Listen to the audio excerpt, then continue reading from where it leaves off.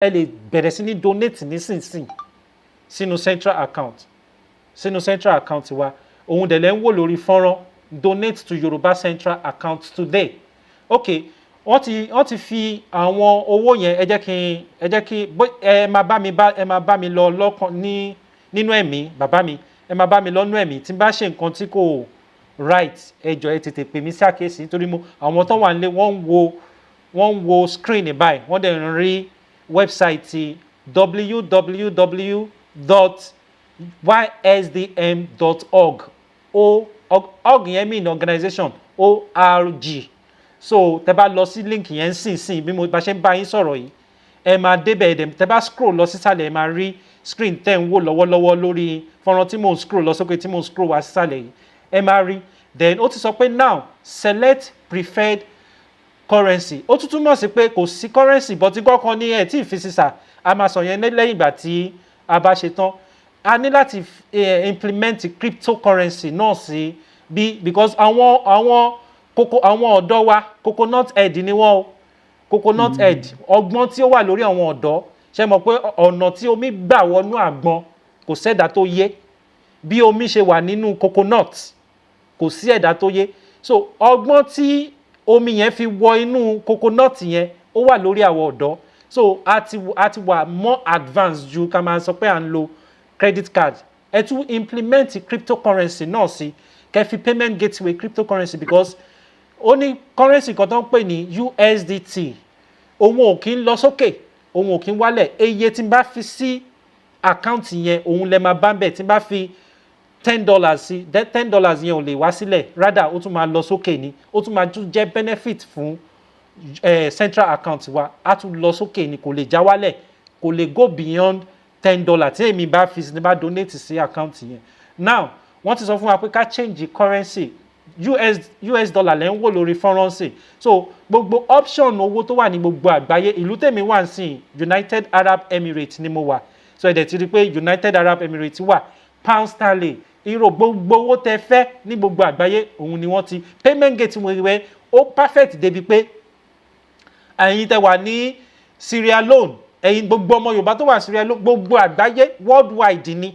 So ẹni owó ẹ kò sí pé bóyá excuses kankan wà ẹ̀yin tẹ wà ní Egyptian pounds ó ti wà ń bẹ̀ ẹ̀yin tẹ wà ní Dominica peso wọn ó ti wà ń bẹ̀ gbogbo ẹ̀ ní ló wà lórí ayélujára tẹ́ ń wò yìí.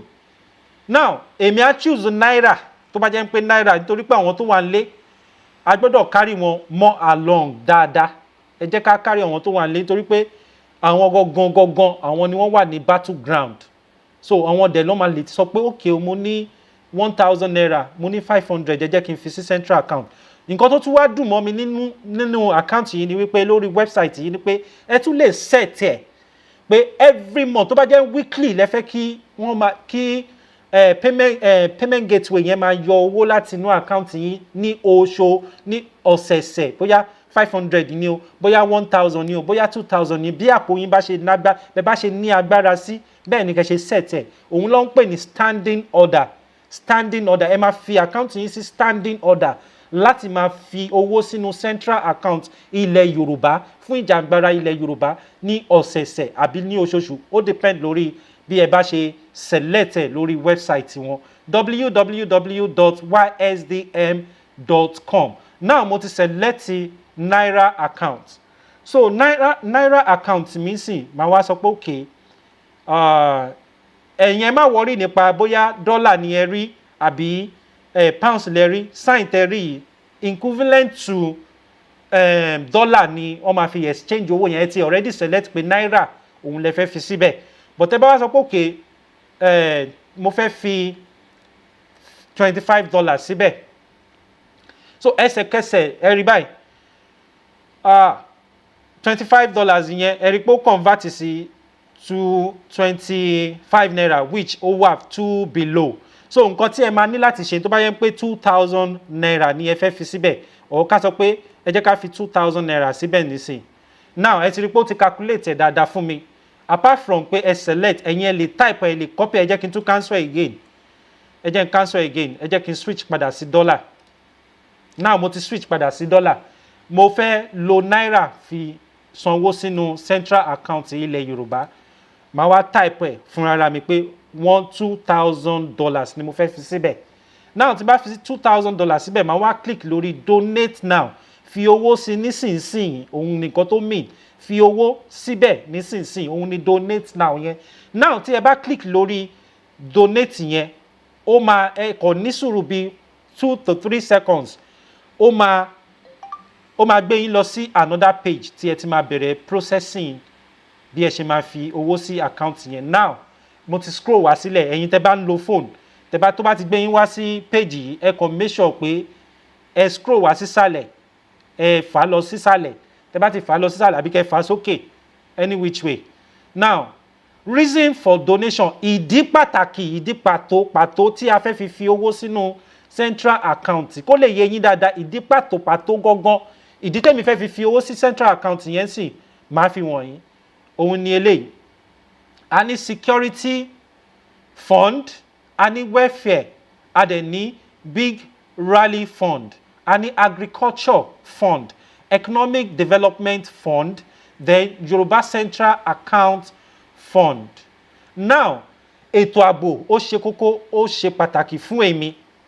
Mo sì máa ṣe títí welfare nítorí pé a nílò àwọn nǹkan ìgbìn àti agriculture náà. Mo tún lè ṣe yẹn lọ́tọ̀ọ̀tọ̀, ṣóyé yín, kó lè nítumọ̀ nígbà tí àwọn tó bá máa audit, àwọn tí wọ́n bá máa sọ pé okay, owó yìí o, ìdí tí wọ́n fi síbẹ̀ ni security, so that àwọn tó wà ní in charge security, àwọn tí ó jẹ́ wípé warriors wa tí wọ́n fẹ́ fi ẹ̀mí wọn fi jìjàǹgbara fún àwọn ọmọ Yorùbá, tó jẹ́ wípé nígbà tá a bá ṣe declaration, a lè ṣe declaration lórí àwọn lórí asán, a lè ṣe declaration lórí asán láì ní pé láì sí owó, láì ní security nílẹ̀. So ìdí tèmi fi security ṣe pàtàkì fún èmi nítorí pé gbogbo àwọn ẹbí tèmi orílẹ̀-èdè Yorùbá ni wọ́n wà, so màá fi sí security. Now 2,000 náà ni mo fẹ́ fi sínú account yẹn, màá wá sọ pé okay, èmi ọmọ Tàmọ̀dù lágbájá, orúkọ ti tèmi ni Lamid Àkànbí Yagbo Yájù, so that wọ́n á lè mọ̀ pé èmi ni, nítorí pé ìdí tí a fi ní kò ń ṣe dandan ní kẹ́ lo orúkọ yín, kò dẹ̀ ṣe dandan, ẹ lè fi sí anonymous tí ẹ bá fẹ́ jẹ́ kí orúkọ yín kó jáde. But ìdí pàtàkì tí orúkọ yín ṣe gbọ́dọ̀ jáde ni wípé gbogbo wa là náwó ń bẹ, gbogbo wa là náwó ń bẹ, tí a bá fẹ́ kí Yorùbá nation kó wá sí ayé lẹ́ni o, gbogbo wa ni kí a ní ọwọ́ ń bẹ, kí orúkọ wa kó wọ̀n nínú àwọn tí wọ́n ní ọwọ́ nínú Yorùbá nation. Eléyìí a tún lè fi sọ pé okay, lára petition wa lélẹ̀ tí ẹ bá tún fi orúkọ yín sí, a tún lè fi sọ pé petition pé mo fi ọwọ́ sí kí a gba Yorùbá nation, òun ni ìdí tí mo fi orúkọ mi sí donor name. Now ẹ jẹ́ kí n wá fi email address mi sí, Ọlá Àkànbí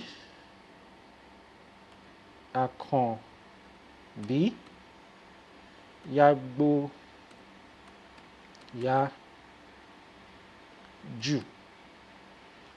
Yájù @gmail.com. Now a ti débi tí a ti máa fi káàdì wa láti fi san owó yẹn wọlé. Èmi á select Google Pay, because option Google Pay ó tún make sense fún mi. Mo lè select Google Pay or kí n select kí wọ́n lo káàdì mi. But kó tó di pé màá fi káàdì mi sí, ẹ mọ̀ pé for security reason màá gbé káàdì yẹn, màá gbé kúrò lójú fọ́nrán nísìn, so that màá lè type káàdì mi sí ojú. Tí n bá ti wá ṣe tán, àwa click lórí, ẹ jẹ́ kí n kàn ṣàlàyé fún yín. Lẹ́yìn ìgbà tí ẹ bá fi káàdì yín sí bíbáyìí, ẹ ti rí pé gbogbo káàdì tèmi ní lórí laptop mi lélẹ̀, which mi ò lè fi sí lójú gbogbo àgbáyé fún security reason.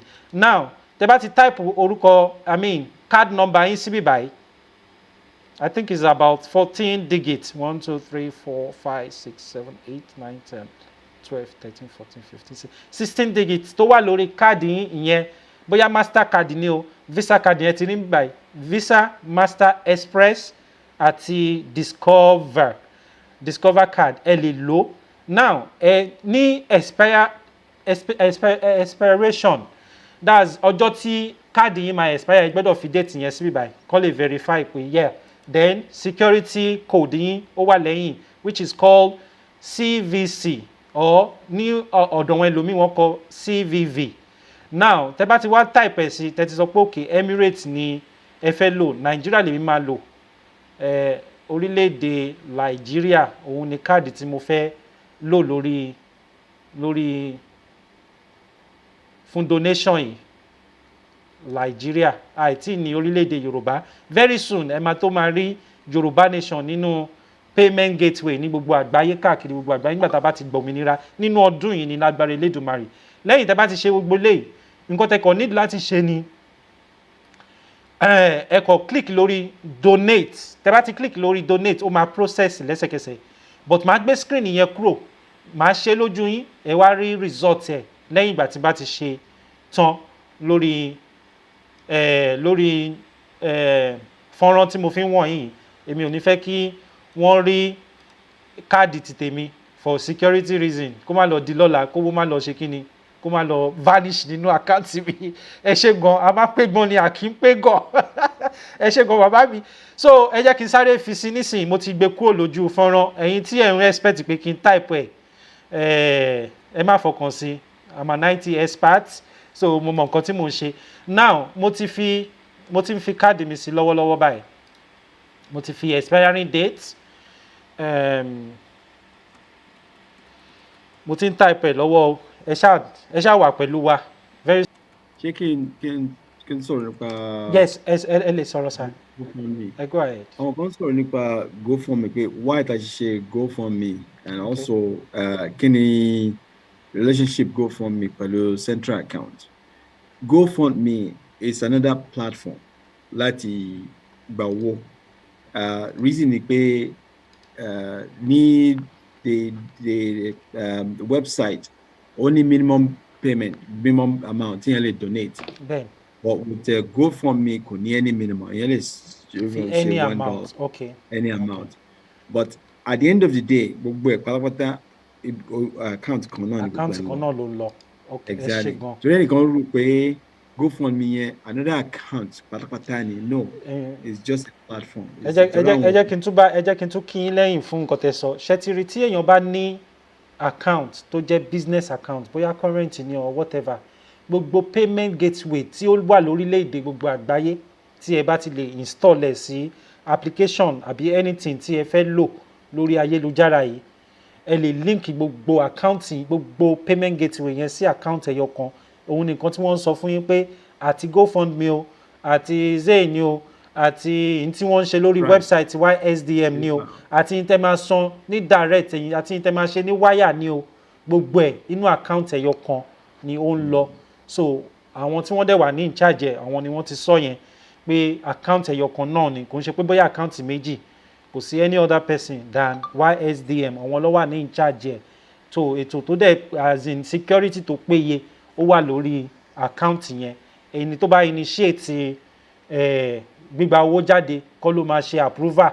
Ṣó ti yé yín? Tó bá ní application tí wọ́n ń lò, tó bá ní internet banking, téèyàn kan bá ṣe, tó bá initiate pé wọ́n fẹ́ fún èèyàn kan lówó fún any project, ẹni tó máa approve ẹ̀ ọ̀tọ̀ ni.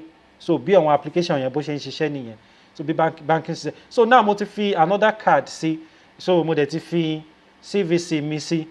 Now mo fẹ́ change expiring date yẹn ló kù sí. Now mo ti fi expiring date mi sí 2000. Màá wá click lórí donate, ká wá wo nǹkan tí ó tún máa sọ nípa káàdì tuntun míì tí mo ṣẹ̀ṣẹ̀ fi sí. So ó ń process lọ́wọ́ báyìí. Yeah, ó ti gbé mi lọ sí. Now eléyìí ni wọ́n ń pè ní 3D authentication fún àwọn tí wọ́n bá ń lo card ní Nàìjíríà. Tẹ́ bá ti rí báyìí, nǹkan tó túmọ̀ sí pé báǹkì tí mò ń lò wọ́n fẹ́ verify pé ibi tí mo fẹ́ sanwó sí ó wà well secured fún mi láti wá confirm pé lóòótọ́ ni mo fẹ́ fi owó sí central account, Yoruba central account tí àwọn YSDM umbrella body là ń sọ tí wọ́n wà ní in charge ẹ̀, tí accountability everything mo trust yẹ òun ni mo ṣe máa ṣe kí ni màá wá sọ pé òkè mo fẹ́ gba OTP ẹ lè lo token ẹ ti rí pé phone number tó máa send ẹ̀ sí òun ló ti wà ń bí báyìí thank God pé wọ́n protect phone number mi láti UBA wọ́n ti protect ẹ̀ bẹ́ẹ̀ yẹn so kò ṣe pé bóyá information mi ó ti wọ̀n sí gbogbo àgbáyé so mo ti mọ̀ pé ṣẹ̀kẹ̀ṣẹ̀ tí n bá sọ pé request for OTP SMS màá wá click lórí continue authentication that's 3D káàdì mi gbé 3D sórí so ó gbọ́dọ̀ gbé mi wá sí page yìí láti verify pé ṣé lóòótọ́ ló fẹ́ make donation yìí àbí ẹlòmíì because tí ẹlòmíì bá lo káàdì mi kò lè mọ kò lè ní SMS mi lọ́wọ́ kò lè ní nọ́mbà mi lọ́wọ́ débi pé á debit account mi so security tó péye ló wà lórí website tí à ń sọ yìí YSDM so now a ti ń process ẹ̀ lọ́wọ́lọ́wọ́ so ó ti send ẹ̀ sí mi so èmi ni màá wá ṣe kí ni màá wá type ẹ̀ sí orí fọ́nrán so wọn ti send ẹ̀ ó máa tó dé ó ti wá so ó ti wọlé báyìí so now màá wá type OTP tí wọ́n send sí mi láti UBA OTP mi jẹ́ 38 eléyìí kò ń ṣe pé bóyá one time ni because anybody transaction tí mo fẹ́ ṣe 2000 ló máa ṣiṣẹ́ fún ẹni tó bá fẹ́ copy OTP òun ló mọ̀ kó máa copy ẹ̀ o 82 so ẹ má ṣe wàhálà èmi tí mo gbé sí mo mọ nǹkan tí mò ń ṣe now ẹ jẹ́ ká wá click lórí submit mo ti type OTP mi tí wọ́n send sí mi láti báǹkì mi pé ṣé lóòótọ́ ni mo fẹ́ fi owó sí YSD ẹ ti rí merchant ẹ ti rí orúkọ merchant YSD movement ó túmọ̀ sí Yorùbá self-determination movement òun ni nǹkan tẹ́ ń rí yìí láti UBA wọ́n recognize ẹ̀ wọ́n acknowledge pé inú àkáǹtì tí owó yìí ń lọ kò ń ṣe any other account YSDM movement èyí tí mo dẹ̀ fẹ́ fi síbẹ̀ tí mo kàn fẹ́ fi testron fún yín lórí fọ́nrán ẹ̀yin tẹ́ lè ṣe jù bẹ́ẹ̀ lọ ẹ má fi 2000 sí o a nílò owó gidi fún òmìnira ilẹ̀ Yorùbá òmìnira ó nílò owó gidi now màá wá process ẹ̀ màá wá sọ pé submit now on processing lọ́wọ́ ṣá wá sọ fún mi pé now wọ́n ti gbé mi padà sí orí ṣe rí pé láti UBA wọ́n tún transfer mi padà wá sí orí YSDM pé my transaction thank for your donation to Yoruba Central account you have successfully donated 2000 to Yoruba Nation General account ẹ ti gbọ́ wọ́n tún sọ pé general kò kí n ṣe just anyhow general account we thank you for your support and together we shall make Yoruba Nation a possibility check your email address for more details of your contribution thank you if you have any question tẹ́ bá ní ìbéèrè àbí nǹkan kan tó rú yín lójú nípa wẹ́bsáìtì yìí àbí ẹ rí ibì kan tí wọ́n tún ti ṣe àgbélẹ̀rọ YSDM website ẹ report sí financial@YSDF yàtọ̀ YSDF ìtumọ̀ YSDF yẹn ni Yorùbá Self-Determination Foundation àìtí ní òmìnira àìtí ní nation so central account wa àwọn ní choice than kí wọ́n sọ pé foundation ni foundation orílẹ̀-èdè wo wá ni foundation gbogbo orí kọ̀ọ̀kan tó wà ní orílẹ̀-èdè Yorùbá láti fi ràn yín lọ́wọ́ láti fi gbà yín kúrò nínú ọwọ́ àwọn Fúlàní kí a lè ṣe kí ni ká lè bọ́ sínú inú nation tuntun òun ni kẹ́ report sí finance@ysdf.canada nítorí pé orílẹ̀-èdè Canada òun ni wọ́n ti ṣe registration tí ìjọba Nàìjíríà tí wọ́n lè stop ẹ̀ ìjọba kankan ò lè stop ẹ̀ nítorí pé kò sí nǹkan kan tí wọ́n lè ṣe sí àwọn tó dẹ̀ wà ní ìcharge àwọn professional tó ti mọ̀ nípa ètò bí owó ṣe ń jáde tó mọ̀ nípa management of money eléyìí ò ń ṣe pé bóyá ìtẹ́ àti ń ṣe sẹ́yìn tí kò sí accountability ẹ ti rí nísìnyí pé wọ́n ti kí mi kú oríire pé mo ti fi owó sí security ìrandíran mi láti lè secure wọn nítorí pé àwọn Fúlàní tí wọ́n fẹ́ gbalẹ̀ wa wọ́n wá láti sọ pé àwọn fẹ́ gba orí ilẹ̀ wa wọ́n wá láti ṣe kíni kó pa ìran tó ń pè ní Yorùbá kó pa wọ́n run ìdí ní ìta ṣe ní láti ṣe kíni lèmi ṣe fi owó sínú security, a tún wá ní welfare, a tún wá ní fún mega rally, a tún ní fún drone náà fún àwọn tó fẹ́ support fún welfare, anything tí ẹ bá fẹ́ ṣe ẹ lè ṣe lórí ìkànnì. Màá wá tún wá fi nǹkan kan wọ̀nyí nípa bí ẹ ṣe lè sẹ́ẹ̀tì àkáǹtì yín sí standing order tí ẹ bá fẹ́ máa ṣerú wàhálà tèmi ṣe ń sìn, tí ẹ fẹ́ fi sí standing order pé ní ọ̀sẹ̀ẹ̀sẹ̀ kó máa dẹ́bìtì yín ní yálà bóyá 1,000 ní o, yálà bóyá 2,000 ní o, bí ẹ bá ṣe ní agbára, bóyá 10,000 ní ọ̀sẹ̀ẹ̀sẹ̀ kẹ́ máa fi sí central account, èyí tí à ń pè ní Yoruba Nation General Account. Ó túmọ̀ sí central account, báǹkì wa tí a máa pè, ṣe mọ̀ pé gbogbo àgbáyé ló ní central bank Yorùbá, òun gangan lẹ́ ń wò yìí lórí fọ́nrán, central bank wa òun lẹ́ ń wò yìí. Ẹ ṣé gan tí ẹ ti rí bó ṣe ń ṣiṣẹ́. Now tí ẹ bá fẹ́ wá set monthly donation, níṣe yẹn nísìn, máa ṣe ní another video tí máa upload, I mean another live streaming tí máa ṣe láti lè fi ètò ìdánilẹ́kọ̀ọ́ fi wọ̀nyí bí ẹ ṣe máa set account yín sí standing order, tó jẹ́ wípé ẹ ní máa ṣe wàhálà oṣooṣù, tó bá yẹ pé oṣù lẹ fẹ́ mú ni, tó bá yẹ pé weekly ni, tó bá yẹ pé ọ̀sẹ̀ méjì lẹ fẹ́ máa ṣe ni, ọ̀sẹ̀ẹ̀sẹ̀, ọjọ́ tọ́sẹ̀ yẹn bá ti pé, tó bá ti count báyìí pé èní ni ẹ dá pé ẹ fẹ́ fi owó sí central account, wọ́n máa automatically yọ fún yín láti báǹkì yín, torí pé ẹ ti fún báǹkì yín ní garnish order, ẹ ti fún báǹkì yín ní go ahead láti fi owó sínú inú àkáǹtì Yorùbá Nation Central Account, Yoruba Nation Central Account. Ẹ ti fún wọn irú tí n bá fẹ́ fún UBA ní garnish order nísìnyí pé láti ìsìn lọ ẹ máa fi owó mi, owó tí mo pa tí kò kì í ṣe owó Buhari, owó tí mo ṣiṣẹ́ tí mo làágùn fún láti fi jìjàǹgbara ọ̀pọ̀lọpọ̀ ọ̀nà láti lè jìjàǹgbara. Àwọn kan wà tó jẹ́ wípé wọ́n ń gbójú wọn jáde, àwọn kan wà tó ń ṣiṣẹ́ lábẹ́lẹ̀, àwọn kan wà tí wọ́n ń fi gbogbo nǹkan ìní wọn tí wọ́n fi ń jìjàǹgbara. Ẹ̀yin tí ẹ̀dẹ̀ gbójú jáde tẹ mọ̀ pé ẹ fẹ́ pariwo Yorùbá Nation, tẹ wà lé, tẹ dẹ̀ ní owó nínú àkáǹtì yín, bí ẹ ṣe lè ṣe ni kò sẹ́ni tó máa mọ̀ sí, kò sẹ́ni bọ́dì tó máa mọ̀, ẹ̀yin fúnra láàrin yín àti àwọn tó wà ní in charge ló máa mọ̀ pé yes ẹ ti make donation yín ní oṣù yìí àbí ní ọ̀sẹ̀ẹ̀sẹ̀.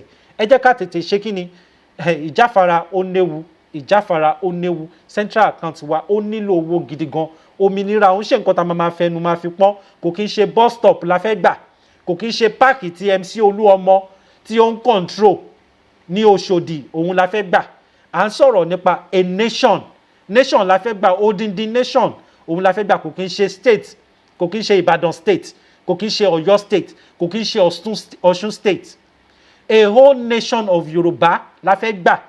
So kò ń ṣe nǹkan tá a máa fẹnu sọ pé ẹ jẹ́ kó ṣe declaration láì sí owó nílẹ̀, láì sí nǹkan ààbò nílẹ̀, báwo lẹ ṣe fẹ́ kí wọ́n fi ẹ̀mí àwọn èèyàn sí gbọdọ̀ ni. So ìdí nìyí tẹ́ ṣe ní láti fi owó sí central account. Lórí Yorùbá Sọjí ni mo ti ń bá yín sọ, ẹ̀yin èèyàn wa, ẹ fi owó sí central account wa. Ẹ dẹ̀ ti gbọ́ lẹ́nu àwọn alákòóso, àwọn ìgbìmọ̀, àwọn tó wà ní in charge ẹ̀, ṣe mọ̀ pé wọ́n ti sọ pé ká máa sọ Yorùbá, èdè Yorùbá la máa sọ nílẹ̀ Yorùbá, so that èdè wa wọ́n á lè máa fi kọ́ wa ní biology, wọ́n á fi èdè wa wọ́n máa fi kọ́ wa ní chemistry, wọ́n á fi èdè wa wọ́n máa fi kọ́ wa ní physics. Tẹ́ bá wá rí bẹ́ẹ̀, ẹ wá rí pé kò ní sí agbèrò kankan, kò ní sí ẹni tó máa ṣe ẹrú lọ́ndà MC Olúọmọ tí wọ́n bá fi èdè Yorùbá tí wọ́n fi kọ́ gbogbo àwọn agbèrò ní education.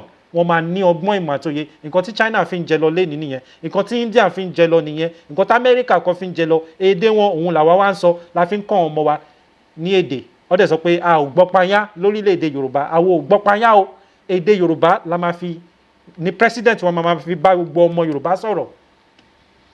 So on this note, ẹ jẹ́ kí àwọn bàbá wa, ǹjẹ́ ẹ tún ní nǹkan méjì àbí mẹ́ta àbí nǹkan tẹ́mi ṣe tí ó tún lòdì sí, bẹ́ẹ̀ kọ́ ló ṣe yẹ kí n process ẹ o, báyìí ló ṣe yẹ kí n lọ o, tó bá jẹ́ wípé mo ṣe dáadáa àbí mo ṣe dáadáa, ẹ tún tọ́ wa sọ́nà so that a tún lè ní more understanding nípa òmìnira account yìí àti láti fi owó sí. Ẹ ṣé gan. So a tún máa lọ sí orí GoFundMe náà so that ẹ lè rí website GoFundMe bí ẹ ṣe máa fi owó síbẹ̀. Bàbá wa ẹ gbóhùn sókè, bàbá wa Sam Bayo, ẹ kú jókòó láti àárọ̀, mo rí pé ẹ jáde ẹ tún padà wọlé, ẹ kú ọ̀rọ̀ ìlú, ẹ kú gbogbo ìgbà.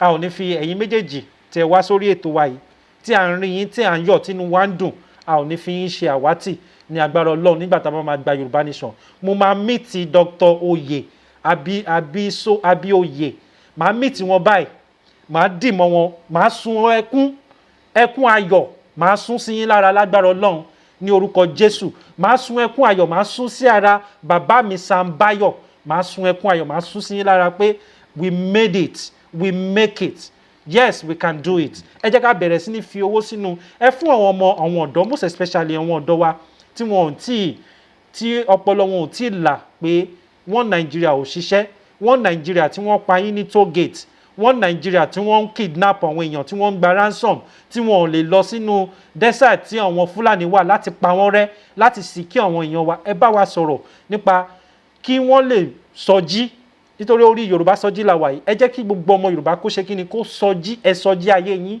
Yorùbá Nation is the only solution for gbogbo ọmọ Yorùbá káàkiri gbogbo àgbáyé. Ẹ ṣé gan sà. Ẹ gbóhùn sókè ẹ̀yin bàbá mi méjèèjì. Few addition tí mo fẹ́ sọ òun ni mo mọ̀ pé ẹ sọ nípa àwọn tó bá fẹ́ máa ṣe regular standing order. Bóyá ká tiẹ̀ sì mẹ́nubà pé ibi subscription yẹn ni kí wọ́n lò. Okay. Lórí website yẹn wọ́n lè máa wá direct debit standing order pé kò sí ń bẹ̀, pé kò sáyé ń bẹ̀. Subscription yẹn òun ló dúró fún standing order. Okay. Subscription tí wọ́n sọ, tí àwọn bàbá wa ń sọ, òun lẹ máa rí ẹ̀yin tẹ́ bá ń lo phone, tẹ́ bá ti click lórí icon ìlà mẹ́ta yìí, upper hand, right hand yín, tẹ́ bá ti click ẹ̀ fún àwọn tó ń lo phone, ibi tẹ́ ti máa rí lélẹ̀, òun ni mò ń fi ọwọ́ kan tẹ́ ń rí yìí. Tẹ́ bá ti click ẹ̀, ó máa fún yín ní pop-up yìí. Tó bá ti pop-up báyìí, ẹ kàn click lórí donation menu. Donation menu yìí. Okay, ẹ rí lórí, ẹ wo lókè, ó wà ní orí Zoom. Yeah, ó wà ń bẹ̀. So ẹ máa rí, so tẹ́ bá ti click lórí donations yìí, ó máa fún yín ní drop down, then ẹ máa rí subscription, ẹ dẹ̀ tún máa rí donors. So now tẹ́ bá click lórí subscriptions yìí, ó máa gbé yín lọ sí page ibi tí ẹ ti máa fi standing order tí à ń sọ. Inú mi dùn bí bàbá wa ṣe tètè ṣe correction yẹn, so that àwọn èèyàn ò ní máa wá standing order lórí website tó tọ́ ni. So bẹ́ẹ̀ ṣe máa ṣe òun láti fi wọ̀nyí. So tẹ́ bá ti click lórí subscription yìí, ó máa gbé yín lọ sí page yẹn immediately, so that ẹ lè ṣe kí ni, ẹ lè make okay, now ó ń load lọ́wọ́, ó ti load báyìí. Now lẹ́yìn ìgbà tó ti load, ó ti ní subscribe to make donations to Yoruba Nation Central account. Subscriptions. So purpose is to bring the various Yoruba self-determination groups under one roof to provide a united and clear voice. Clear voice. With your help, we can make Yoruba Nation a possibility. The vision of the Yoruba self-determination movement emerge as a collaborative body of Yoruba self-determination groups or organizations to create a framework and achieve the tasks ahead. Register today to create your plan on how you want to donate to the Yoruba Central account. Tẹ́ bá ti wá ready, ẹ wá ṣe kíni, ẹ sọ pé okay, ẹ̀yin tẹ́ ti ṣe registration already, ẹ kàn click already registered. Ẹ̀yin tí ẹ ti register rárá, ẹ ṣe kíni, ẹ fi orúkọ yín sílẹ̀. Ẹ jẹ́ kí mi fi orúkọ mi sílẹ̀ nísìn. Kẹ́ tún wo bí a ṣe ń process eléyìí. Àkànbí Yagbo ya ó ya sígbó, ó ya síjú. Àwọn èèyàn máa ń béèrè pé kí ni meaning ní Yagbo Yájù yẹn. Orúkọ Ọlọ́run ni, ọba tó ya sígbó, tó ya sí àjù. Tí àpáta kankan ò lè, tí ò lè stop ẹni tó bá ya sígbó, tó ya sí àjù. Kò sápáta tó lè stop ẹ̀. Ó máa tún ya òkúta gan. Á ya òkúta, á ya omi, á ya gbogbo ẹ̀. So bó ṣe jẹ́ nìyẹn. Akọgun, òun ni wọ́n ń pè bẹ́ẹ̀, ẹni tí ò ní bẹ̀rù, tí ò bẹ̀rù ìjọba Nàìjíríà. Ṣe so máa wá fi email address mi sí Àkànbí Yagbo Yájù. So Yagbo Yaju. So, do you want to get the list of your previous donation? Please use the email address you have associated with your previous donation. Now, Shetiri caution, I mean, call to action tí wọ́n pè wá sí tí ẹ rí, which is this red text ẹ rí yìí. Wọ́n sọ fún wa pé email tí ẹ mọ̀ pé mo ti kọ́kọ́ lo email kan fi ṣe donation, that's why tí mi ò ṣe lè change email mi. Ẹ gbọ́dọ̀ change email tí ẹ ti kọ́kọ́ fi ṣe donation tẹ́lẹ̀ àbí tí ẹ ti lò láti fi register. Òun ni warning tí wọ́n fún wa níbi báyìí tí ẹ rí ní red. Wọ́n ní pé do you want to get the list of your previous donation? Question mark. Please use the email address you have associated with your previous donations so that wọ́n lè tètè recognize pé email address yìí ni Àkànbí Yágbóyájù lò láti fi make donation 2000 ẹ̀rí yẹn. So tí n bá fẹ́ wá ṣe standing order nísìnyí màá ní láti create account.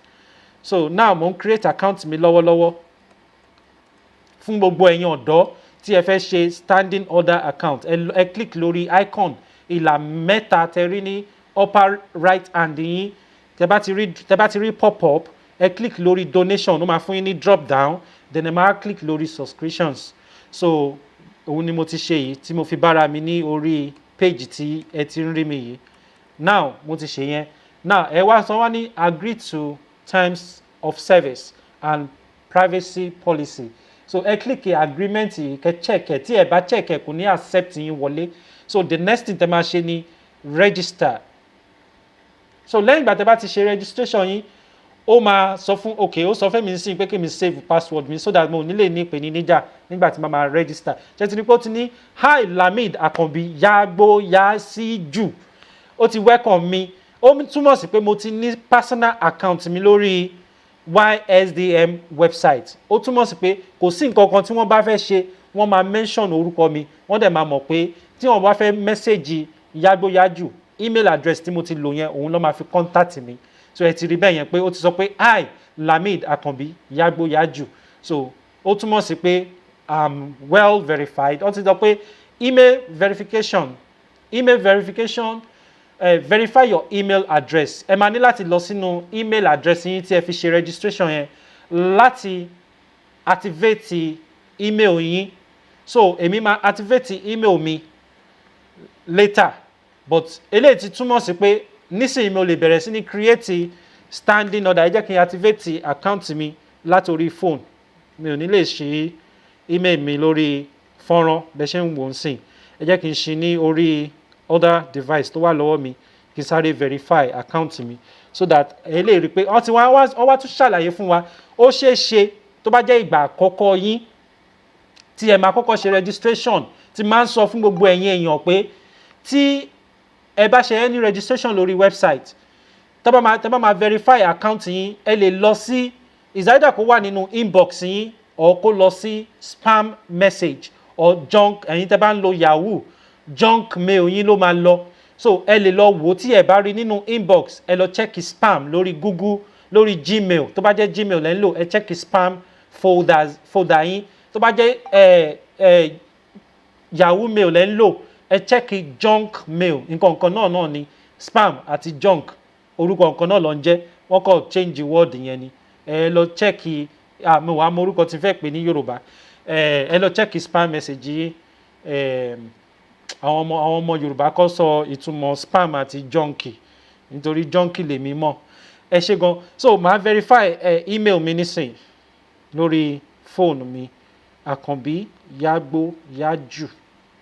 So God so good èmi ti already message tèmi kò lọ sínú junk mail because first donation tí mo ti ń ṣe tẹ́lẹ̀ message mi ti wà nínú tẹ́ bá rí tó bá lọ sínú junk mail yín ẹ kàn click pé not spam message ẹ click ẹ pé report not spam option yẹn ti wà. Tẹ́ bá bá message YSDM kẹ́ má bàa máa miss out àwọn information tó wọn máa pass sí gbogbo àwa ìran Yorùbá.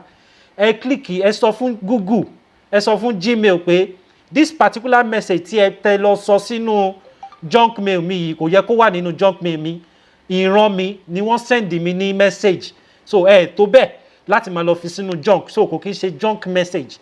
Ẹ report ẹ pé not junk and not spam message, so that a lè máa wà ní orí ẹ ti rí báyìí, ẹ ti rí pé orí message mi direct ló wà, kò lọ sí junk kò dẹ̀ lọ sí spam message. So message méjèèjì tẹ́ ń wò yìí tí wọ́n ti send wọlé, alákọ̀ọ́kọ́ tí mo fi donate 2,000 òun ló wà nísàlẹ̀ yìí, ìkejì tí mo fi register fún standing order òun ló wà lókè yìí. So tí bá click lórí eléyìí ẹ máa rí pé wọ́n acknowledge pé mo sanwó wọlé. Eléyìí ni receipt gbogbo ìran Yorùbá, ẹni tí ó bá fi ọwọ́ sí YSDM, ẹni tó bá ti fi ọwọ́ sínú central account wa, receipt yín òun ló ti wà lórí fóònù mi yìí, receipt 2,000 tí mo donate. So wọn èèyàn kankan ò ní sọ pé orí òjòrí ni Yorùbá nation, kò sẹ́ni tó máa sọ pé orí òun ju orí ẹlẹ́dàá ẹlòmíì lọ. Equal right ni gbogbo ọmọ Yorùbá, gbogbo system tí a ń lò ní abroad òun ni àwa Yorùbá ni a fẹ́ practice ní orílẹ̀-èdè títí wa, kò sí pé bóyá orí kankan ju orí lọ. So gbogbo wa ni kí a ní ọwọ́ níbẹ̀, kí a lè ní ẹnu ọ̀rọ̀ nínú Yorùbá nation. Ẹ jẹ́ ká nẹ́nu ọ̀rọ̀ Yorùbá nation. Receipt mi ti wọlé o. So ó ti sọ fún mi donation to Yoruba nation account Lamid Akanbi, your donation was successful. Receipt mi dẹ̀ ti ṣe kí ni, eléyìí ni receipt mi tí gbogbo details àwọn tó wà ní in charge account yẹn ti wà ń bẹ̀.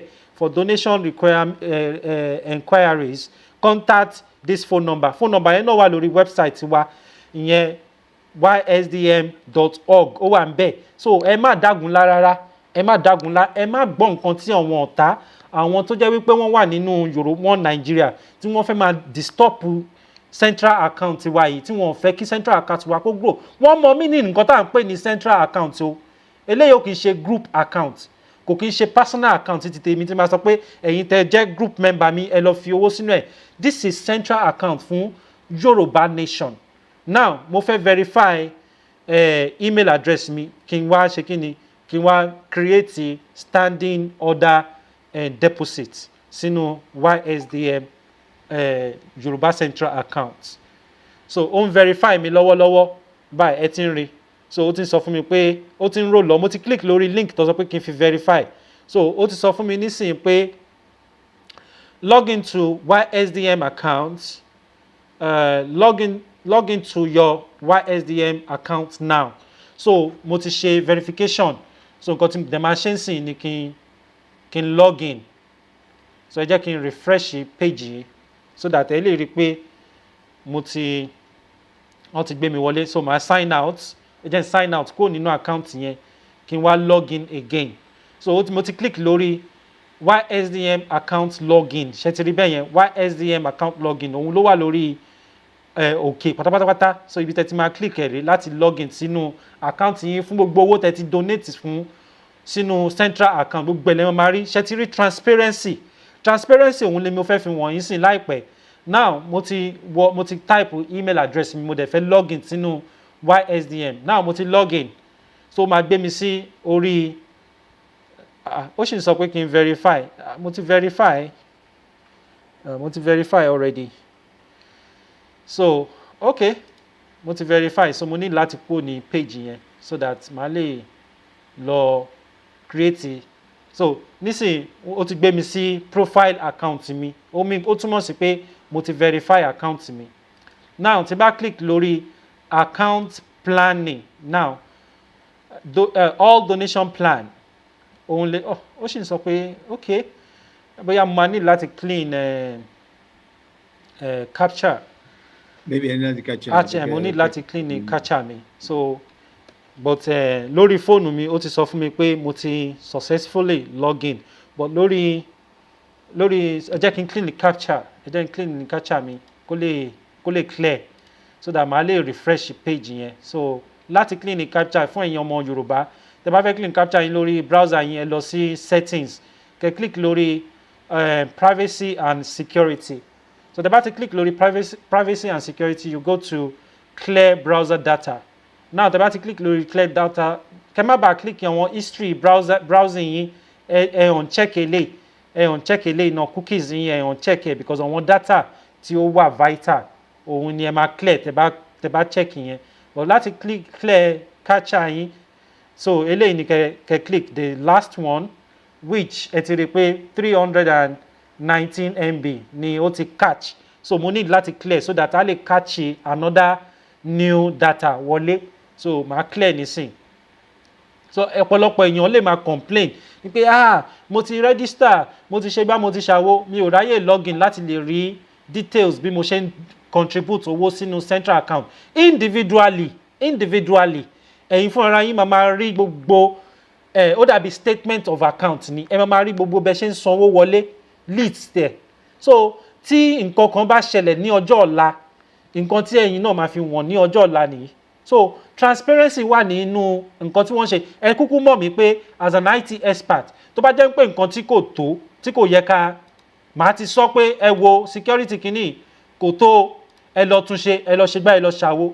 But èmi ń sọ fún yín ní pé YSDM is well secured, orí cloud ló wà, kò sí anybody tó lè hack ẹ̀. So ibi tó owó dẹ̀ ń lọ, even nǹkan hack website ọ̀tọ̀ níbi tó owó ń lọ, ibi tó owó ti dúró sínú account tó yẹ kó dúró sí. So tí ẹ bá rí pé wọ́n nǹkan kan ń ṣe website, ẹ má bẹ̀rù, ẹ má fòyà. Is either kan máa ṣe upgrading or kan máa try láti, everyday ni wọ́n upgrade the application. So ẹ má bẹ̀rù rárá. Mo tún ní kí n tún pe àkíyèsí wa sí yẹn ni. Nítorí ọ̀tọ̀ ni a máa rí pé wọ́n tún máa bẹ̀rẹ̀ sí ní gbé ariwo káàkiri, wọ́n ti kówó jẹ, website ti shut down, irọ́ ni o. Owó ò sí lórí website o. Tówó bá wà lórí website, èmi gan máa gbà kúrò. Orí account ló ti lọ straight. Látorí account ló ti lọ.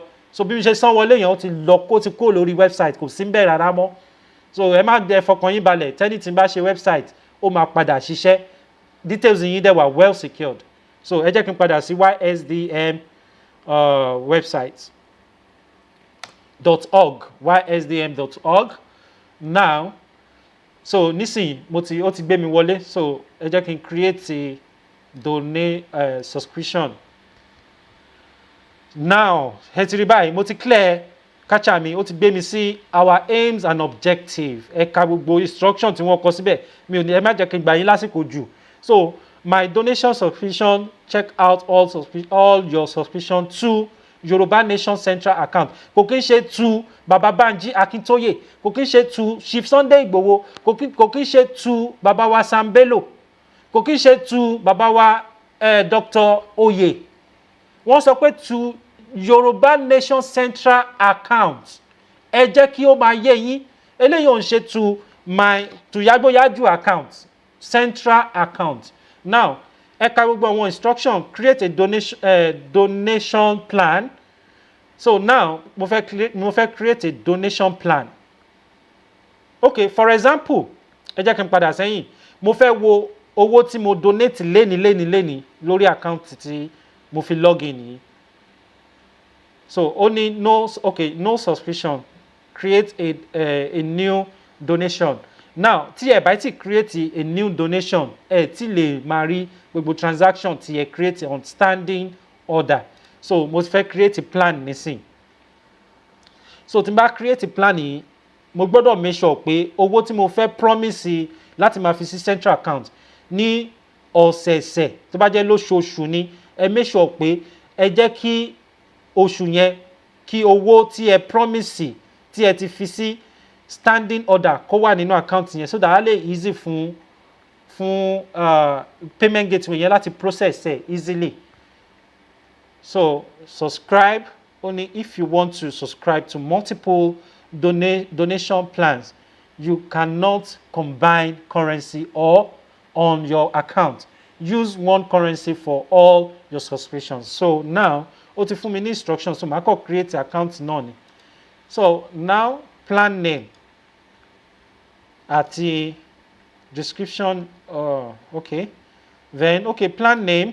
Màá sọ pé security, because security ṣe kókó, ó ṣe pàtàkì fún mi. Security. Now, plan description. Ẹ jẹ́ kí n tún kọ whatever tó bá wù mí ni mo lè kọ síbẹ̀. I, Lamid Akanbi,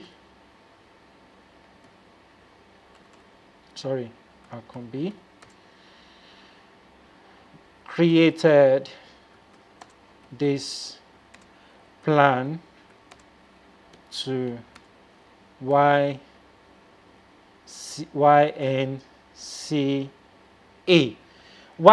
yẹn mean Yoruba Nation Central Account. YNCA mo kàn shorten ẹni o ẹ má bínú mi ò fẹ́ kọ́ ní full. YNCA tí mo type yìí ó mean pé Yoruba Nation Central Account. YNK. Now mo ti sọ pé mo dẹ̀ ní okay monthly. So tó bá wù mí màá tún lọ create another one. So mo á sọ pé okay tó bá jẹ́ pé 1000 ni ẹ ní lágbára tí mo fẹ́ ṣe nínú account tí mo ní yìí ni o èyí tí mo fi káàdì ẹ̀ síbẹ̀ tó ti wà ń bẹ̀ already ni mo fẹ́ ṣe ń sìn mo fẹ́ sọ pé okay 1000 ní oṣooṣù tó ó kéré gan but à ń ṣe testron ni kó lè yé gbogbo àwọn ọmọ Yorùbá in naira ẹ click in naira pé naira lè fẹ́ máa fi ṣe donation yín country tẹ́ bá wà tó bá jẹ́ pé naira account ni kẹ́ fi sí naira ni kẹ́ fi sí tó bá jẹ́ pé dollar ẹ change sí dollar ẹ má fi naira sí so kó lè yé gbogbo wa dáadáa now mo fẹ́ click lórí plan mo ti sọ pé security fund náà ni so select a preferred billing period now màá sọ pé okay ẹ jẹ́ kí n mú weekly now mo ti mú weekly ẹ jọ sà bàbá mi ẹ jẹ́ kí n throw question yìí sí ṣé ó ṣeé ṣe kí èèyàn cancel plan ẹ̀ kó tún create another one lórí website yẹn àti pé báwo la ṣe máa ṣe tá bá fẹ́ cancel ẹ̀ láti sọ pé okay 1000 tí mo fẹ́ máa fi ṣe yìí ó kéré ẹ jẹ́ kí n tún upgrade ẹ̀ sí 3000 5000 ṣé ó ṣeé ṣe kéèyàn cancel ẹyọ kan kó dẹ̀ gba confirmation pé òun cancel ẹ̀. Oh, sorry, you're talking. Okay, sir. Yes, ẹ lè cancel, ẹ lè adjust because it's a roll-on program. Okay. Bí wọ́n ṣe ṣe tó yẹ pé every month. So tó bá yọ ti month yìí, you can decide, okay, next month you don't want it anymore. Okay. Next month you want to reduce it. Next month you want to increase it. Yes, torí mo ní subscription for it, so I'll quickly go on it and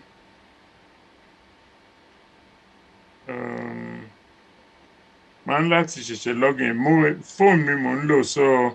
Okay, sir. Okay, so èmi ti already create 1000 weekly. I understand. So weekly yẹn máa jẹ́ ní a month á jẹ́ 1000. So group ẹ̀yin tẹ́ tún jẹ́ group ẹ tún lè wá náà láti sọ pé in group o ẹ fẹ́ create lórúkọ group yín ẹ fẹ́ máa fi iye báyìí sí ní oṣooṣù as a group kẹ́ tún máa fi sí ṣó ti yé yín apart from individually group tún lè ṣe kí ni wọ́n tún lè máa dáwó pọ̀ kó máa fi sí ní ọ̀sẹ̀ẹ̀sẹ̀ àbí ní oṣooṣù bẹ́ẹ̀ dẹ̀ ṣe máa create ẹ̀ òun ni a ti fi wọ̀nyí láìpẹ́ yìí so ẹ jẹ́ kí n save donation plan mi kó wá gbé wa lọ sí page ibi tí a ti máa fi card àti àwọn nǹkan kan sí so ó ti ní I Lamid created this plan to YNCA weekly 1000 naira so subscription to plan okay so màá wá fi káàdì mi síbí báyìí tí bá ti fi orúkọ káàdì tí mo fẹ́ lò tí bá ti fi síbí báyìí màá dẹ̀ fi orúkọ mi card number yẹn àti expiring date àti CVC that security code yín tẹ́ bá ti fi síbẹ̀ fún verification tẹ́ bá ti fi sí ẹ wá click subscribe yìí gbam ó ti ọbẹ̀ ti sọ nìyẹn ẹ ti parí iṣẹ́ nìyẹn ọ̀sẹ̀ẹ̀sẹ̀ á dẹ̀ máa fi sí ní ọ̀sẹ̀ẹ̀sẹ̀ yẹn but mi ò ní lè ṣe láti tún fi káàdì mi sí again mo fẹ́ gbà wá ní àsìkò èmi a máa ṣe lẹ́yìn nígbà tá a bá parí program then láti tún tọ́ wa sọ́nà dáadáa ojoojúmọ́ tí a bá ti ń ṣe live streaming wa láwọn máa fi ṣe ètò ìdánilẹ́kọ̀ọ́ yìí bí a ṣe máa fi owó sí central account ní ojoojúmọ́ mo dẹ̀ rọ gbogbo àwa tá jẹ́ media náà láti máa fi wọn àwọn èèyàn pé báyìí ni ká ṣe ṣe báyìí ni ká ṣe ṣe nǹkan wa ni nǹkan gbogbo wa ni ẹ má jẹ́ ká dágunlá ẹ jẹ́ ká fi owó sínú àkáǹtì yìí kó ká lè tètè dé ilẹ̀ ìlérí ẹ ṣe gan on this note ẹ jẹ́ kí n padà sí ọ̀dọ̀ wọn bàbá wa nítorí pé a ti lo mi ò plan láti lo 2 hours but tutorial tá à ń ṣe yìí ó jẹ́ kí ó pé 2 hours now ẹ jẹ́ kí àwọn bàbá wa kí wọ́n gbà wá ọ̀dọ́ ní ìmọ̀ràn nípa bí a ṣe máa support Yorùbá Central Account yìí àti pé ètò ìdánilẹ́kọ̀ọ́ bí a ṣe fẹ́ máa gba owó lórí ayélujára náà a máa ṣètò yẹn láìpẹ́ láì jìnnà láti ọ̀la lọ mo máa bẹ̀rẹ̀ sí ní ṣe àwọn tutorial yẹn sí orí Yorùbá Sọjí TV so ẹ subscribe kẹ́ má bàa miss out ẹ subscribe and ẹ click a bell for you to know tá bá ti upload new video ẹ lè tètè gba notification so ẹ tẹ notification button yẹn so that anytime tá bá upload ẹ gba notification pé a ti upload video sórí Yorùbá Sọjí TV so that a lè máa contribute owó ní ọ̀sẹ̀ẹ̀sẹ̀ sí central account a lè máa pe ẹgbẹ́ wa ní Yorùbá crypto funding Yorùbá crypto funding for central account la fẹ́ ṣe fún Yorùbá crypto funding a fẹ́ máa gba crypto lórí ayélujára ká dẹ̀ máa dá sí ojú kan ká dẹ̀ máa san sínú central account kódùà kó fún wa ṣe lágbára Elédùmarè ẹ ṣé gan yín bàbá wa ẹ bá wa kí àwọn aráalé kẹ̀dẹ̀ gbà wá níyànjú as bàbá ẹ gba àwa ọ̀dọ́ níyànjú ẹ fún wa ní good advice ẹ ṣé gan. Bàbá mi Sam Bayo, you have the mic now. ẹ ṣeun ẹ ṣeun inú mi dùn fún ètò tẹ́ gbé jáde lẹ́nìí very good ẹ dẹ̀ ṣe tẹ ìfẹ́ tẹ́ ní sílẹ̀ Yorùbá Olúwa fúgò yẹn á dẹ̀ fi dá wa lóhùn á fún wa lókun àtagbára láti ṣe nítorí yẹ ká ṣe kí n tó sọ̀rọ̀ nípa ti ìyànjú bí ìbéèrè tẹ́ béèrè lẹ́ẹ̀kan tá bá ti ṣe gbogbo registration yẹn tán tá a ti sọ pé iye báyìí la fẹ́ máa donate then ibì kan wà tí ẹ máa rí tí wọ́n sọ donation plan tẹ́ bá ti tẹ donation plan yẹn ẹ rí àwọn information tó ń sọ all your donations all the plans gbogbo bóyá ẹyọkan lẹ san ni bóyá méjì ni bóyá mẹ́ta ni o then nísàlẹ̀ ni create a new donation plan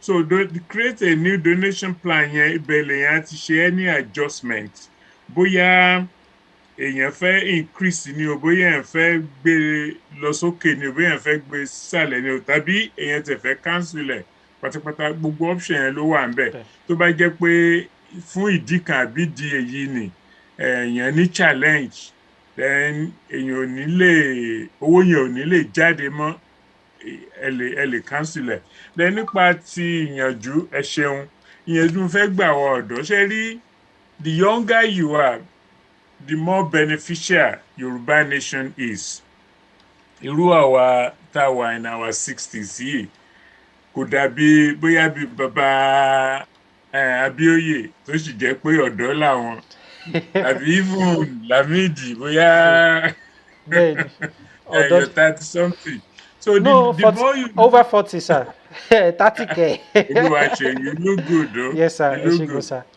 so Sherry, àwọn ẹ̀yin ọ̀dọ́ I will say mo ní náà lè pera mi lọ́dọ̀ bet for this.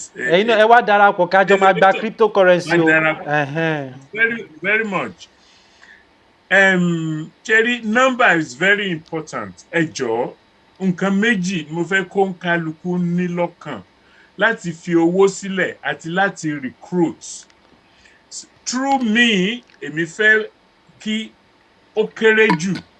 ó kéré jù bóyá bí 100 UK mo ń gbé £100 kó máa wọ account from people around me yàtọ̀ fún tèmi so tí n bá lè recruit ẹni mẹ́wàá tí wọ́n fi £10 sílẹ̀ that is £100 every month so through me so we don't just want you to fowó sílẹ̀ as a person we also want you to recruit. Recruitment is very very important. Tẹ́nìkan bá ń recruit ẹni mẹ́wàá we have 100 people. Bẹ́ẹ̀ni. So recruitment here is extremely important. In fact, afẹ́ wà more important than just kí èmi nìkan fowó lẹ̀ lọ. Bẹ́ẹ̀ni. So tí mo mọ̀ pé ẹ̀yin ọ̀dọ́ Ọlọ́run ẹ jù wá lọ in so many ways which is what we want. So that ìjọba bá máa lọ àwọn tó younger sí wa wọ́n achieve more than us that is it so ẹ lo technology yìí as much as you can láti rí pé in the next kí oṣù yìí tó kanlẹ̀ a gbọ́dọ̀ rí àmì nínú central account wípé yes àwọn ọ̀dọ́ wa ti ń ṣiṣẹ́ Olúwa dẹ̀ fún wa ṣe. Ẹ ṣeun. àmì àṣẹ ẹ ṣé gan sir. Dáàdi wa Dr. Oye àbí Young Oye man. ẹ ṣé the youngest man in the house sir. Ẹ bá wa kí àwọn other ọ̀dọ́ bíi titi yín àti bíi ti tèmi. Ẹ bá wa fún wọn ní advice and most importantly ẹ sọ ìdí pàtó ìdí pàtàkì tí wọ́n ṣe ní láti fi sí, ẹ sọ danger tó wà níbẹ̀ tí wọ́n ò bá fi sí, ẹ jẹ́ ká mọ danger tó wà nínú central account tí a ní yìí tí a bá ní owó níbẹ̀, ẹ jẹ́ kí wọ́n mọ danger tó ń bọ̀ fún àwa ìran Yorùbá so that a lè mú wọn lára pé yes lóòótọ́ mà lọ sọ tábà ṣe ẹ jẹ́ kí wọ́n mọ̀ ẹ gbóhùn sókè sà so that a lè dágbére fún àwọn èèyàn tó ń wò wá àti lo 2.5 hours nísìn. Ẹ ṣé gan, a máa cut fídíò yìí so ẹ watch out gbogbo àwọn ibi tí a ti ṣe tutorial a máa cut ibẹ̀, àwọn ibi tí wọ́n ti sọ wọn keyword a máa cut ẹ̀ a máa re-upload ẹ̀ fún gbogbo wa láti máa wò kò ń ṣe gbogbo èèyàn ló máa fẹ́ ní sùúrù láti wo 2 hours video so we are going to cut all this video into pieces and re-upload it for everyone to view again so that ẹ máa ní understanding more understanding ẹ dẹ̀ bá wa share káàkiri gbogbo àgbáyé so that àwọn ọmọ Yorùbá wọn á lè bẹ̀rẹ̀ sí ní fi owó sí central account wa yìí. Ẹ ṣé gan, God bless ẹ̀yin tẹ́ ń wò wá nílé. Bàbá wa ẹ gbóhùn sókè. Ẹ ṣé. Ẹ ṣé gan. Àkọ́kọ́ tí mo kọ́kọ́ fẹ́ sọ ẹ ṣé olóòtú àdàgbà àpẹ́ fúnra pẹ̀lú ògo Ọlọ́run gbogbo àdúrà wa ìpè ká délé lérí Ọlọ́run àmúgbẹ ní múṣẹ pẹ̀lú ògo Ọlọ́run pẹ̀lú lọ́rùn ṣọba dẹ̀ di gbàtà bá dán tán Ọlọ́run Elédùmarè á fún wa ní ẹ̀mí gígùn àtàlàáfíà tá a fi lólé ayé wa láìsí wàhálà. Mo ti lọ sí oríṣiríṣi kíní platform like this tí táwọn èèyàn béèrè question tá ń béèrè jù ni pé ọ̀dọ́ mélòó ló wà ń bẹ̀ eléyìí kì í ṣọ̀rọ̀ pé ọ̀dọ́ ó yẹ kí gbogbo wa pátápátá ló yẹ ká jọ pawọ́pọ̀ pé a fẹ́ nǹkan eléyìí kan ti wà ní a fẹ́ jọ ṣe ni ká múra sí ká mú lọ́kùnkúndùn pé yes a gbọ́dọ̀ ṣe. Kí ló dé tá a gbọ́dọ̀ ṣe? Ìdí tá a gbọ́dọ̀ ṣe ni èmi máa ń sọ fáwọn èèyàn pé tá bá ń ṣe one thing lẹ́ẹ̀kan náà tá à ń ṣe repeatedly tó jẹ́ nǹkan kan náà là ń ṣe the same result tá a bá rí wọ́n sọ pé tá bá sọ bẹ́ẹ̀ sókè ibi pẹlẹbẹ ló máa fi lélẹ̀ téèyàn bá sọ nígbàgbà same thing náà ló máa ṣe téèyàn ò bá fẹ́ kó rí bẹ́ẹ̀ ẹ̀yìn á wé nǹkan mọ̀ nígbà tá a bá wé nǹkan mọ̀ tí ó rí ibi tí tó rí pẹlẹbẹ tó wo díẹ̀ ẹ̀yìn ìgbà ló ṣe máa dorí kodò ìyẹn la ṣe máa rí pé àyípadà wà torí pé a ti ṣe nǹkan míì sí nǹkan tá à ń ṣe tẹ́lẹ̀ bí ọ̀rọ̀ wa ṣe rí nìyẹn. Nígbà tí mo wà kékeré wọ́n sọ pé ẹyin ní ń dàkúkọ àti ẹ̀ ní program kan tá a máa ń ṣe every Wednesday ní ẹyin ní dàkọ̀ tó jẹ́ pé máa ń sáré lọ lé ní kí n lọ gbọ́ ṣùgbọ́n bí nǹkan ṣe wá rí lónìí èmi tí mo wà ní òtútù mi báyìí ó wù mí kí n wà ní ilẹ̀ Yorùbá kí n rọra máa ṣiṣẹ́ àwọn tí n bá lè ràn lọ́wọ́ kí n ràn lọ́wọ́ ṣùgbọ́n mo sá kúrò ńbẹ̀. Why? Nítorí pé ọ̀hún ò rọgbọ́n. Tá bá sí ní ká continue ká máa ṣe nǹkan kan sí bá ṣe ń ṣe lọ nǹkan ń bàjẹ́ sí ni torí pé change nǹkan kan so the fact pé ti change yí nǹkan kan padà à ń ṣe bákan náà èsì kan náà la máa rí so tá bá fẹ́ ká rí àyípadà sí èsì tá à ń rí sí nǹkan tí tá bá sọ pé ní owó òdò sí ń sìn báyìí ẹ̀ á gbọ́dọ̀ ṣe nǹkan lọ́nà ọ̀tọ̀ tá bá ṣe lọ́nà ọ̀tọ̀ ẹ̀ á rí èsì míì so ìyẹn jẹ́ àlọ́kọ́. Ẹlẹ́ẹ̀kejì ni pé mo ṣe wá sọ yìí àwọn ọ̀dọ́ torí àwọn tó ń bá wa ṣe IT mo gbóríyìn fún wọn gan gbogbo tẹ́ ń rí àwọn ọ̀dọ́ ló ṣe ò tó ti yẹ tó jẹ́ ọmọ tó kéré dáadáa àwọn náà ṣe so a sì fẹ́ àwọn ọ̀dọ́ nínú ti ìfowópamọ́, à ń sọ̀rọ̀ ọ̀rọ̀ ètò owó, à ń sọ̀rọ̀ welfare, à ń sọ̀rọ̀ security, gbogbo ẹ̀ la fẹ́ àwọn ọ̀dọ́ kan darapọ̀. Tán bá darapọ̀ gẹ́gẹ́ bí bàbá alàgbà ṣe sọ ńsìn pé ká tún máa tún recruit, ìyẹn náà tún wà important tó tọ́. So tẹ́nìkan èèyàn mẹ́wàá bá mú èèyàn mẹ́wàá wá, téèyàn mẹ́wàá míì tó tún mú àwọn mẹ́wàá, bàtà máa ti rí gbogbo àti rí 1 million bó ṣe rí nìyẹn. So kí everybody náà kájọ sowọ́pọ̀, kájọ ìkànnì, kì í ṣe pé wàhálà wọn ti pọ̀ jù, ọ̀rọ̀ pé wàhálà wọn ti pọ̀ jù bọ̀. Kí náà ń ṣe wàhálà fún? Ṣebí torí pé ọjọ́ ọ̀la kó lè dá náà ni. Gbàdá ń sọ pé táwọn tí àwọn ọmọdé ni ló máa dàgbà lọ́la. Ṣé irú àgbà tá fẹ́ dà ẹni tí ó jẹ́ gbogbo a máa sún sẹ́yìn? Tàbá dẹ̀ wo bí gbogbo a ṣe ń sá kúrò Nàìjíríà ní ìlú Nàìjíríà wa, gbogbo a bá sá lọ tán, ṣé mọ̀ pé àwọn jàgújàgan ló máa take over gbogbo ilẹ̀ wa tí ilẹ̀ wa parun pátápátá. Tá a bá fẹ́ kí rẹ̀ ṣẹlẹ̀, ìsinsinlẹ̀ ká bẹ̀rẹ̀, ká múra, kí gbogbo wa náà kájọ dáwọ́ sí, kájọ múra sí pé nǹkan kan a gbọ́dọ̀ ṣe ètò àti ọjọ́ ọ̀la wa ọ̀nà ìwélé tá à ń ṣe ń sinsinsin. So ẹ jẹ́ kí gbogbo wa ká gbọ́wọ́ tira, ká gbárùkù tì, ká lè rí àṣeyọrí. Ọlọ́run Elédùmarè fún gbogbo wa ṣe, àtọ́jú wa, á wò wá, á dẹ̀ sọ wá títí dídé tá a fi rí nǹkan tí tá à ń fẹ́. Tàbá dẹ̀ wá rí gbà tán, Ọlọ́run Elédùmarè ní fi àìsàn kó fi jíǹkì wa. Ọlọ́run á fún wa ní ẹ̀mí líle, ara líle láti fi lò. Èdè àìyedè kò ní kó sáàrin wa. Ẹni tí ó dá àárín wa rú, Ọlọ́run ní jẹ́ á rí. Ọlọ́run á tiẹ̀ yí wọn lọ́kàn padà tí wọ́n á fi dára papọ̀ mọ́ wa pẹ̀lú ògo Ọlọ́run. Mo gbọ́ awuyewuye kan pé àwọn kan ń sọ̀rọ̀ pé wọ́n ń jíwó, àwọn kan ń ṣòmìnira kìnnìkan. Àdìyẹ ká máa gbọ́ra wa yé, ó ṣe kókó. Ọlọ́run á jẹ́ kí ká lè máa gbọ́ra wa yé pẹ̀lú ògo Ọlọ́run. So ẹ ṣé gan. So ẹ jẹ́ kájọ dáwọ́ papọ̀. Èmi fi dá yín lójú o, tó bá kù ìṣẹ́jú kan báyìí kí n jẹ́wọ́, kọ́lọ́run mú mi kó lẹ̀ nǹkan tí mo fẹ́ nìyẹn. So mo fún yín ní ìdánilójú pé kò sí nǹkan tó máa fọwọ́ kan owó yín o. Owó ìlú ni tá a bá yẹ sọ pé a fẹ́ fi ṣe, òun náà láfi ṣe, ó ṣe jẹ́ nìyẹn. So Ọlọ́run á fún wa ṣe. Ẹ ṣé olóòtú. Èmi gbogbo àwọn tí ń wòran, Ọlọ́run á jẹ́ kí ká rí àdùn gbogbo tá à ń ṣe yìí pẹ̀lú ògo Ọlọ́run. Ẹ ṣé gan. Thank you very much, sir. Ẹ ṣé gan bàbá wa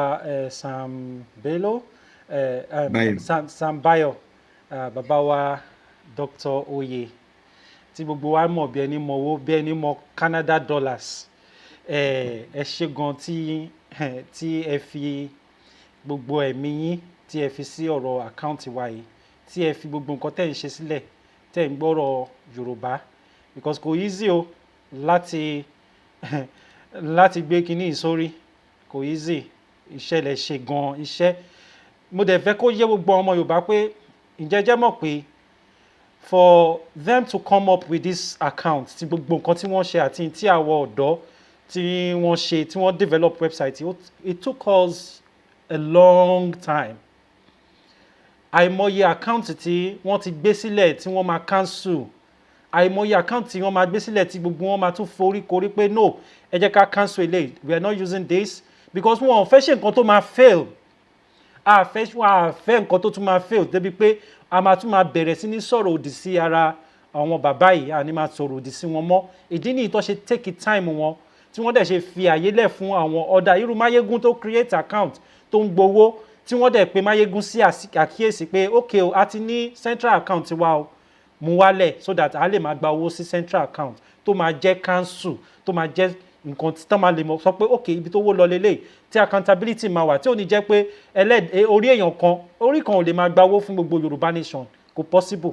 So nǹkan tí wọ́n ṣe gbé account yìí sílẹ̀ fún wa nìyẹn. Accountability ẹ̀dẹ̀ ti gbọ́ lẹ́nu wọn from the beginning. And tẹ́ bá wo description video yìí, a ti fi link GoFundMe, a ti fi link every payment gateway tí wọ́n create, gbogbo ẹ̀ ló ti wà nínú under description of this video tí ẹ̀ ń wò, this live streaming tẹ́ ń wò yìí. A dẹ̀ tún máa tún publish ẹ̀, mo máa ṣe special animation fún account yìí tá máa fi èdè Yorùbá, tá tún máa fi èdè English, tá máa fi introduce bí a ṣe máa san owó bá ṣe máa lecture ara wa tó jẹ́ pé a máa pín káàkiri a máa ṣe animation àmọ́ ń ṣe lọ́wọ́ mi ò tí parí ẹ̀ nítorí pé iṣẹ́ pọ̀ lọ́wọ́ mi so lágbára Ọlọ́run a máa upload ẹ̀ náà àdè máa pín fún everybody kan bẹ̀rẹ̀ sí ní share so that a lè tọ̀ sí ojú kan àti òmìnira ní o unity ni kò sí àgbà nation méjì nation ẹyọ kan la fẹ́ gbà èmi náà contribute sínú òmìnira mo dẹ̀ sọ̀rọ̀ nípa òmìnira account and tabade wa sọ̀rọ̀ nípa central tí ó kì í ṣe group tí ó ń ṣe any organization ẹ jẹ́ kí àwọn òmìnira náà gbogbo anybody tó bá wà nínú òmìnira tí wọ́n believe lórí màmá wa Onítìrì central account lélẹ̀ ẹ fi owó sí central account yẹn ẹ fi test wọn wò ẹ fi test àwọn tí wọ́n wà ní in charge ẹ̀ dan kẹ́ máa condemn kẹ́ máa sọ pé òmìnira ni original kíní kan lọ original eléyìí lèmi rí as original òmìnira is a group ọ̀dẹ̀ sọ pé kí wọ́n stop ẹ̀ wọ́n lè continue but this is central account tí ó máa tó ní ṣe pẹ̀lú many things ṣóyè yín so ẹ má jẹ́ kí a máa sọ̀rọ̀ tó máa jẹ́ kí disunity wà nínú Yorùbá nation a lè gba Yorùbá nation méjì a dẹ̀ lè wọnú Yorùbá nation ká tún máa wá clamor fún another nation nínú Yorùbá nation kò possible a tún lè máa sọ pé a tún máa ṣe mega rally nínú Yorùbá nation pé àwọn tí wọ́n ń lead wa wọn ò dá